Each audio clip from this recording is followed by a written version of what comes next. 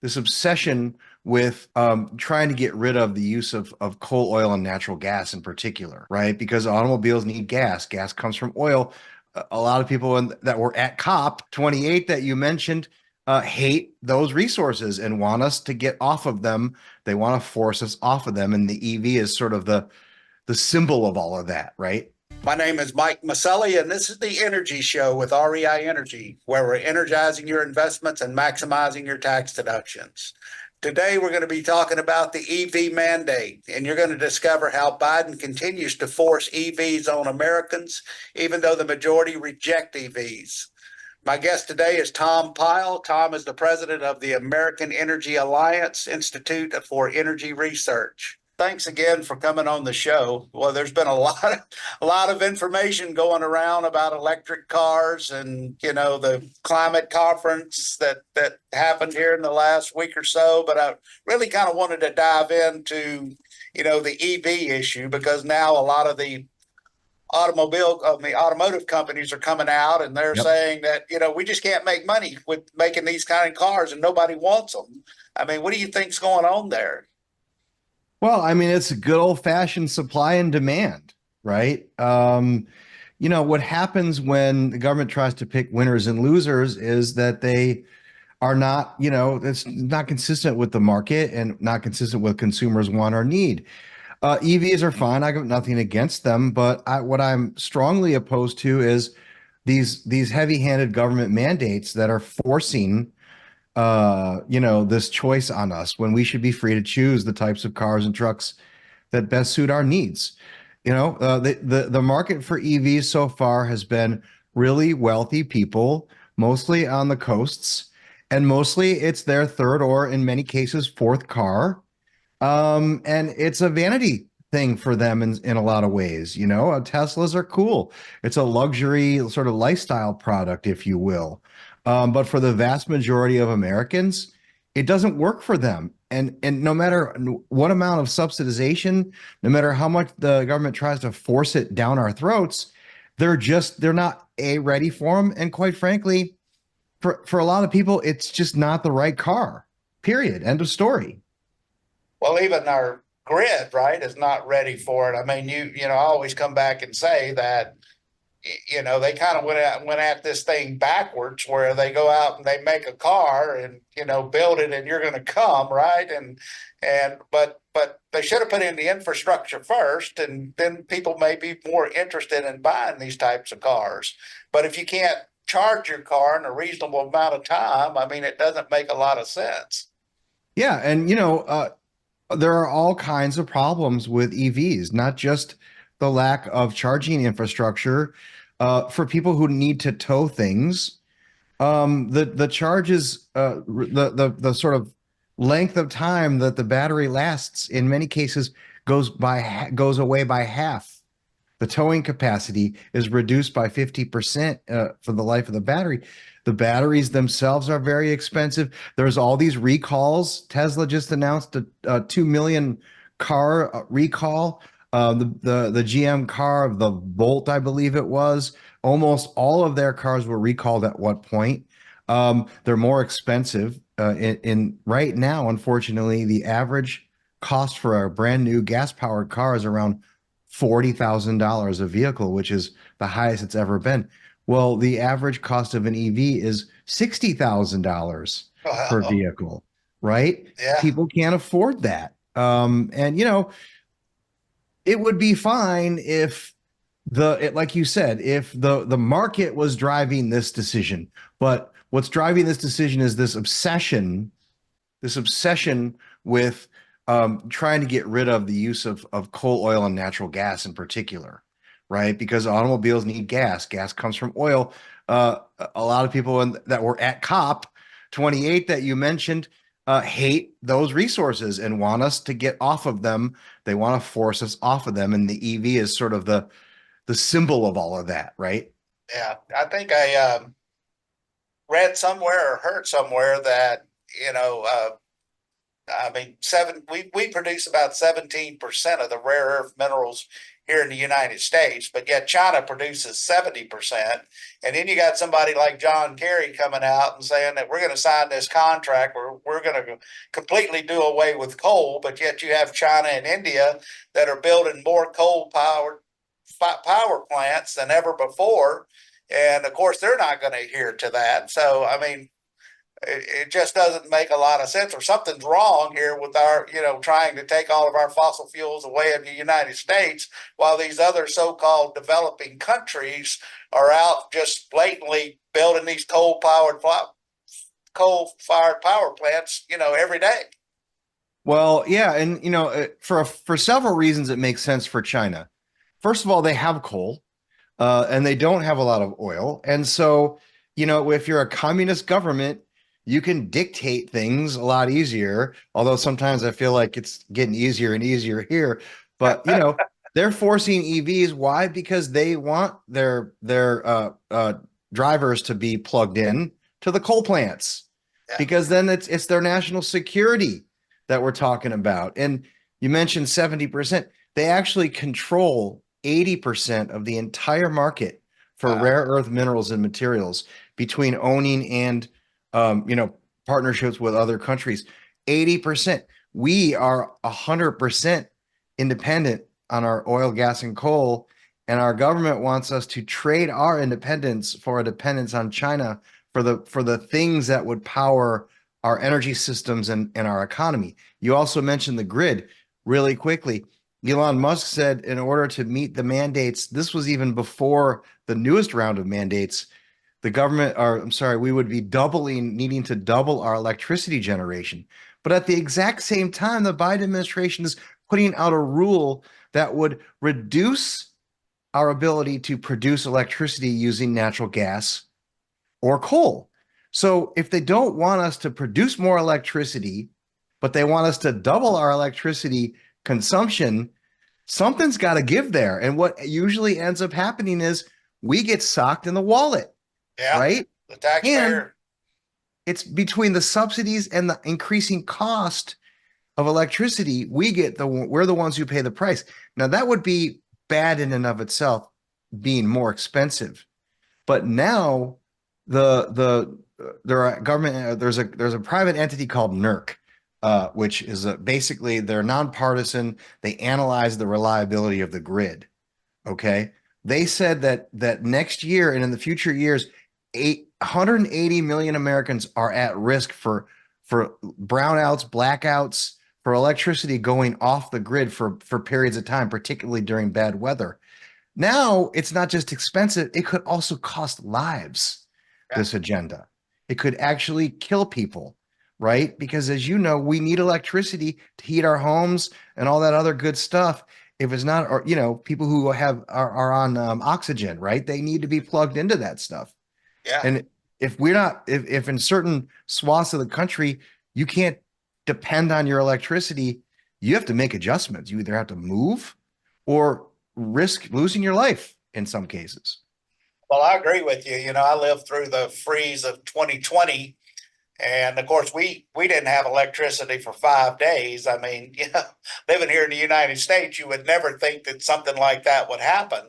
And even more recently, here last month, I guess they were warning, or at least ERCOT was here in Texas, that we may see brownouts or blackouts simply due to the renewable energy, due to solar and wind, because it could not generate enough electricity in order to assure the grid to continue running during the heat wave that we had, last a couple of months ago. Which is exactly. So, these are, as you know, I think a week or so ago now, over 4,000 auto dealers, going back to cars, wrote a letter to the Biden administration saying, this isn't, you need to put the brakes on this. People are not buying these cars. They're piling up at our dealerships. We've got double, it takes twice as long, in some cases, 2.5 to 3 times longer to sell these things. So you need to really reevaluate this push to mandate these electric vehicles, because consumers simply are not buying them. And they're sort of at the front edge of They're the interface between us and the auto manufacturers. And so I hope that that sends a message to the Biden administration or Governor Newsom from California that, you can't impose this on people. It's going to have a tremendous cost. You're pricing people out of the purchase field. They won't even be able to afford a car at all. And gosh, can you imagine not having a car, Yeah. not having the ability to get from A to B in a vehicle? And that's a real risk with these policies because it's already happening. For example, Stellantis, who owns Chrysler Jeep, said we told some of their dealerships in certain states, we are limiting the number of gas-powered cars that we're going to make available to you in order to comply with the rules and the Wow. regulations. So they are literally taking our ability to choose away from us. So didn't the House recently pass a bill where they were trying to save gas cars? They have. In fact, the House has done two pieces of legislation so far. The first was earlier in the summer, and it passed. Every Republican and actually 8 Democrats supported a bill to prevent California from mandating electric vehicles, okay, or any state from mandating electric vehicles. Yes. Last week, the House passed a bill that would prevent the Biden administration from imposing their draconian emission requirements on automobiles, which is in essence a de facto electric vehicle mandate. Both of those bills passed with all Republican support. This bill, I think, only received 5 Democrat supporters. So basically, the Democrats are pro-choice in every issue, but our ability to choose our cars, right? I mean, it's a little bizarre, but there we are. So So what do you think of the chances of that bill becoming law? probably zero. Yeah. Unfortunately, we have a Senate that is, controlled by folks who agree with the Biden administration. And of course, I don't think President Biden would ever sign such a piece of legislation. But it's important that we continue to push forward because there will come a time when the politics in Washington change around. We've Yeah. got to fight these rules. We've got to make sure that Americans can have access to affordable electricity and affordable cars because both of those things are what are the key to our freedom and a key to our ability to be successful, right? You have Yeah. to have you've got to get around in order to have a job. It's just Yeah. a fact of life. So Yeah, the administration, of course, in my business, in the oil and gas business, I mean, they come out and they say, "Oh, we've released all these leases to develop," and then they come right behind that, and they have somebody like the EPA come back and says, "Well, you can develop them, but you can't, you cannot release so much gas, or we're not going to give you a permit to drill them." So, yep. even though you have the leases, is that the same kind of thing that goes on in the car industry? Well, it's so to your point on oil and gas, we have identified, and you should share this document, 175 specific actions that this administration has taken to Wow. limit or curtail our ability to produce our oil and gas at home. 175. Now, they also say, oh, but you guys are producing all this oil and gas, but no, don't give me any business. This has a chilling effect on future production, as you know. And that's in and of itself a terrible thing. The way that the I don't have sympathy for the automakers because they've largely sort of played ball with this agenda, but the way that they're sort of being coaxed into all this is that they're getting billions Right. and billions of dollars of direct subsidies, Wow. right? From the quote unquote Inflation Reduction Act and a whole other host of subsidies that they've been given to produce basically to produce their product, right? It's Yeah. like it's the ultimate form of corporate welfare that you have these massive profit making companies getting direct taxpayer subsidies to produce the products that they should be producing on their own, right? Yeah. No, I agree with you. So a lot of reason why we're in this mess is because um, it's a sort of carrot approach to this. Like, okay, I'll build your EVs, government, but you got to pay me to do it, right? Yeah, I thought it was pretty strange, I guess, that when you were talking about when we were talking about, charging the cars. I mean, in most instances, private businesses go out and build the charging stations and basically charge. But now you got the government coming out last week, I think, was it Jennifer Granholm or somebody came out and says we're going to build all these charging stations around the country and we're going to allot a couple $100 billion to do it. It seems like the government, like you were saying earlier, they're getting in there trying to pick winners and losers and force everybody into these vehicles. Yep. So very specifically in one of the bills, I think it was the infrastructure bill, which was more money that the government's giving away. There was a program in there to provide $7.2 billion for the government to pay cities and localities to build out charging infrastructure. 7.2 billion. That bill passed around 3 years ago. Guess how many chargers have been built so far? How many? Zero. Zero. Where's the money going? The government is not good at this kind of stuff. They're not they shouldn't be built. It's amazing to me. I'm glad none of them have been built, because maybe we can claw that money back and save some taxpayer money. But it's just indicative of the ridiculousness of the government trying to get involved in planning our economy and planning our lives. They want to ban our gas stoves. Yeah. They want to tell us what kind of stoves did you see this one? The president invoked the Defense Production Act, which is a Korean War law that passed to supercharge steel manufacturing and weapons manufacturing.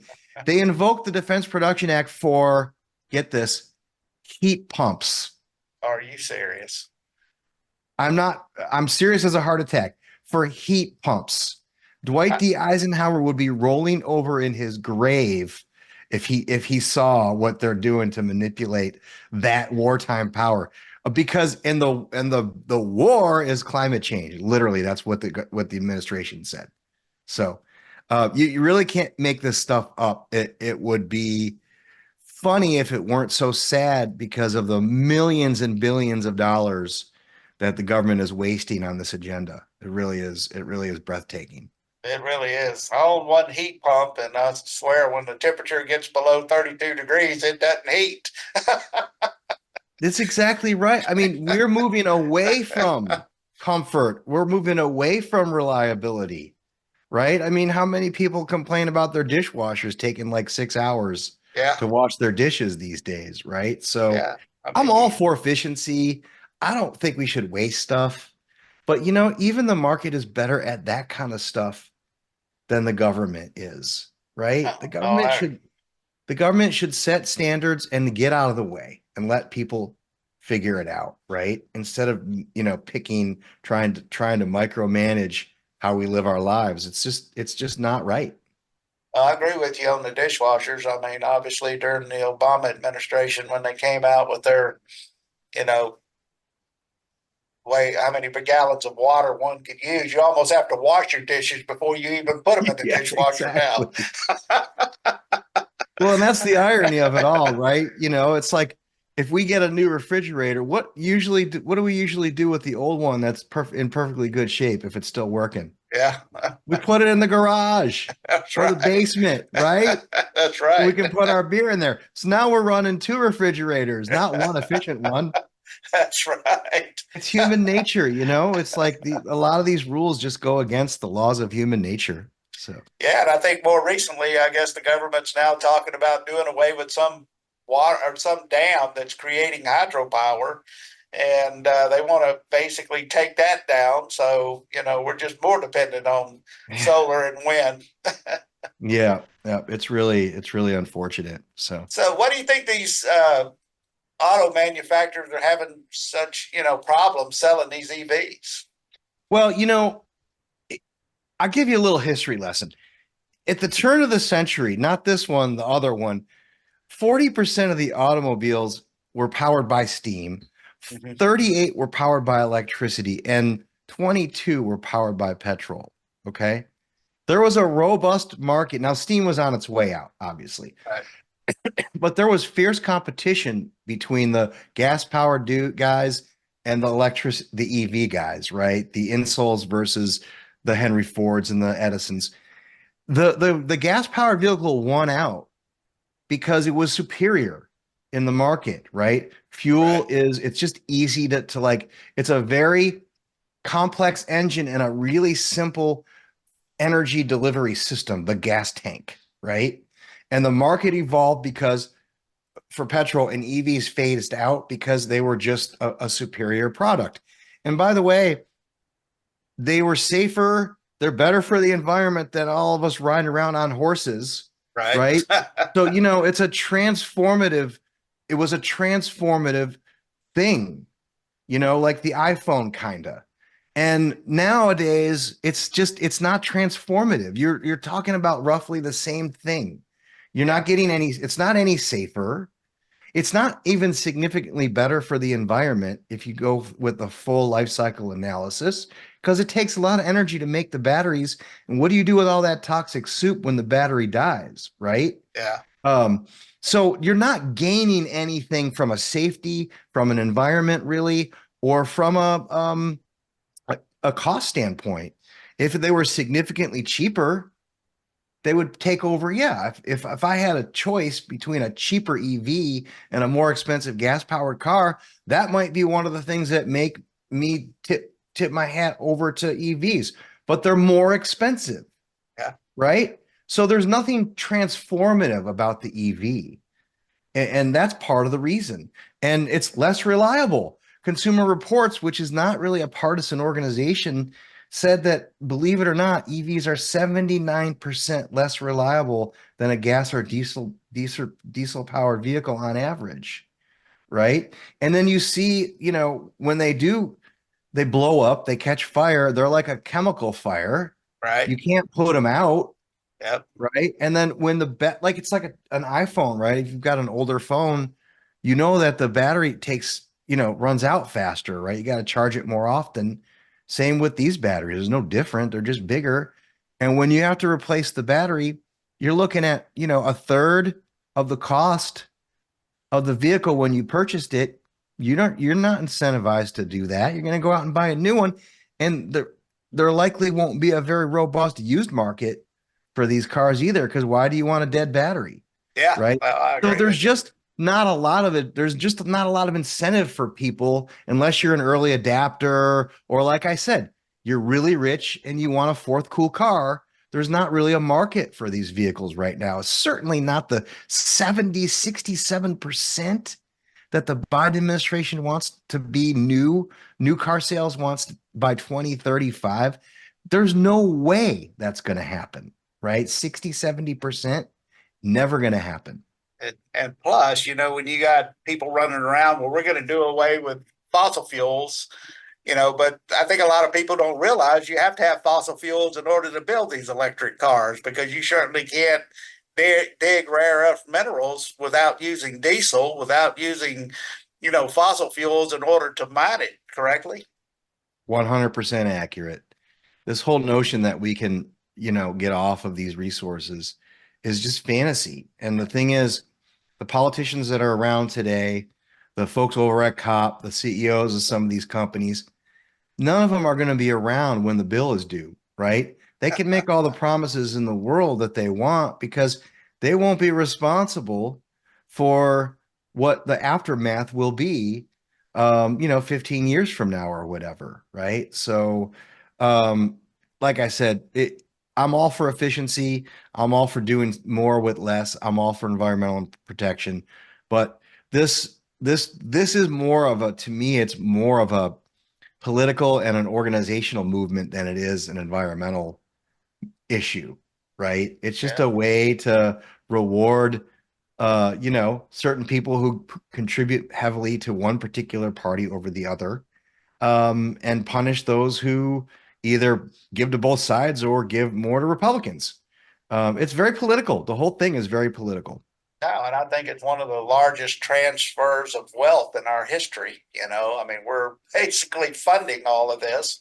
We're transferring all of our, like you were saying, our security to, one of our biggest adversaries, which is China. I mean, if we're going to depend on them since they own 80% of the rare earth minerals, I mean, it just doesn't make sense. And then you got a lot of these people that are running around and saying, "Oh, well, we need to do with less." That's not the American way. We don't.